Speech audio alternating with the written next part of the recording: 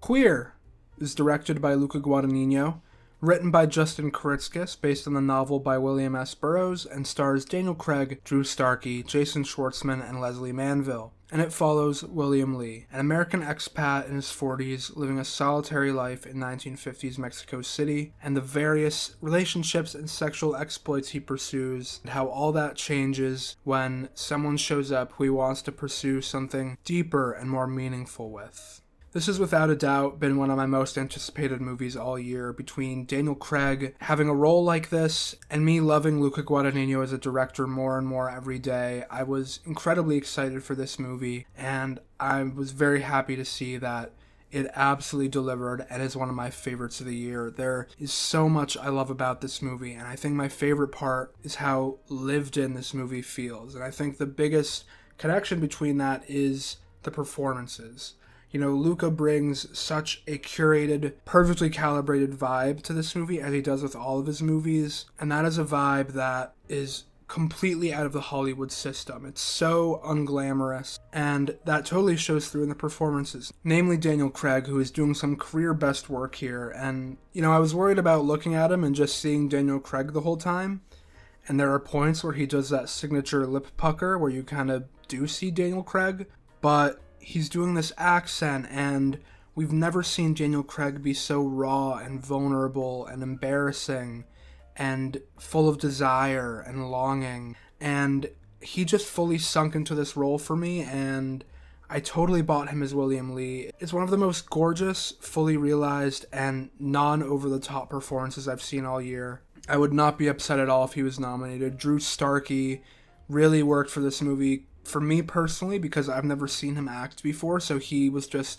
a totally new presence, but he comes across as a fully realized person. You know, you understand why he's the object of Daniel Craig's desire, but you also understand his kind of holdups and the way he's very guarded and can't explain everything quite clearly, and maybe doesn't even really want to. You know, it's all very fully realized and lived in and true to life. And that extends even further to Jason Schwartzman and Lesley Manville, who are both amazing in this. And they're both in these 10-minute roles, and they have a lot of makeup on. And I think in a lot of other movies, it would be very showy and very much kind of about, look at Jason Schwartzman and all this makeup. Isn't that crazy?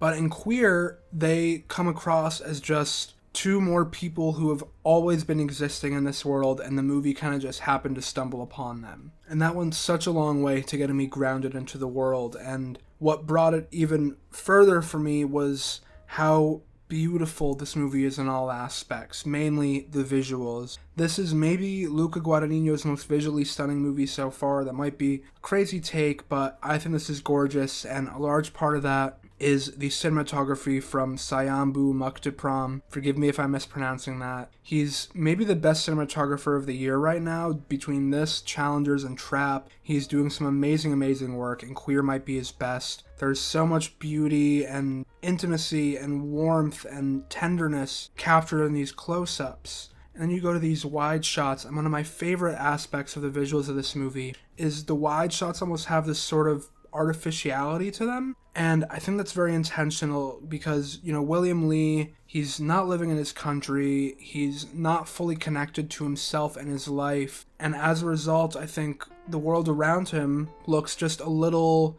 10 to 15% unreal. You know, the shadows are a little sharper than they should be, the colors are a little more vibrant, the sky and backgrounds kind of look like matte paintings. It really brings this kind of uncanny but still gorgeous look to the wide shots that I think really kind of informs the feeling of the story. And that feeling is longing and desire. And I don't think there's anyone that captures that better than Luca Guadagnino. He creates so many memorable images that just invoke these feelings. And we know he's thinking about Allerton, and we know that he is desperate for him, and we see that visually realized as well in scenes like when the two are talking at a bar and Daniel Craig's arms are on the counter, but we see a faded, opaque, imaginary version of his arm reach up and caress Drew Starkey's face, because that is his truth and that is what he really wants to be doing in that moment. And those images go such a long way to capturing the feeling of this movie and really emphasizing the feelings that come from unrequited love and desperation and longing and desire. And, this movie really takes its time. It's quite slow, but I was never bored, and I always felt its intentionality, because when you're in love with someone or when you have a crush and you don't know if they feel that way back, or you know that they don't, but you don't want to commit yourself to that, life is slow. And every decision, especially in regards to that person, is way more thought out. Courage is built over days, and you're nervous. Every word you say to them is nerves. And I think that is just captured beautifully in this movie, not only in the much more grounded first and second act, but in the third, more abstract, psychedelic act, which I think is where a lot of people are having problems with this movie. But it's one of my favorite sections of the whole thing. Many movies will have psychedelic trip sequences where it's just very over the top and clearly done by someone who doesn't have that experience. I found that this movie did that sequence really, really well, because all of the abstract, kind of out of nowhere images feel like you can kind of source them back to something that Lee is going through or a theme of the movie. And that just stretches to this whole sequence that really kind of is a moment where Luca takes this movie to the next level for me, but I think for a lot of people will take it to a lower level. But I just loved it. I feel like it really effectively addressed themes and questions that the movie had been reckoning with throughout its runtime, and addresses them in a way that doesn't really spoon feed it to you, but gives it to you in a way where you might be able to figure out your way through it, but you don't really have to, because the feeling of it was so strong. And that is really just my favorite thing about this movie, is it is such a feelings piece, and I feel the feelings are so strong. They're emphasized even more by the musical aspects of this movie. One of the most confidently strange soundtracks of the year. So many needle drops where for a few seconds I kind of went, what's going on?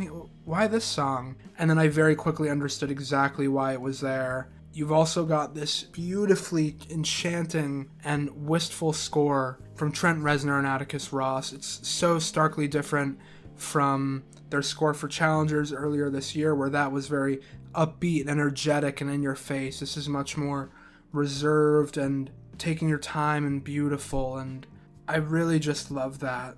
It's hard for me to even articulate what fully didn't hit about this movie for me. I think it's just a situation of I need to see it a second time for it to fully land, but I think this is just an endlessly gorgeous movie, and a movie that captures feelings in such a fully realized way, and in a way that is so confident from Guadagnino, who is doing some career best stuff here. And I just love this movie. I love the performances across the board are fantastic. The movie feels so lived in and true to life, while also still kind of toying with bigger picture ideas, and there's just so much to hold on to, but also it's just a little bit out of grasp, which I think is perfect about this movie. I think it's so true to the central conflict of the movie, how Lee's desires feel so close and yet so out of grasp, which I think is a big credit to not only Luca, but the writing from Kuritzkes and Burroughs as well, who I've barely mentioned in this video for whatever reason, but were equally as imperative to the success of this movie. I'm not really sure where Kuritzkes' writing starts and Burroughs' ends. Whatever the ratio is, it makes for a damn great screenplay, so I'm not complaining. This is just a really fantastically beautiful movie that I might not recommend to everyone, but if you like dramatic romance or art house or abstract ideas in your movies, I think you're going to get something out of this. For me, I absolutely love it. It's one of my tip-top favorites of the year, and it's definitely one I'll revisit many times in the future. So yeah, I would absolutely recommend Queer. If you think it might be up your alley, you might love it, you might hate it, but at the end of the day, you'll at least come away with an interesting experience. I can only hope that you'll like it anywhere near as much as I did. Thank you so much for watching. Goodbye!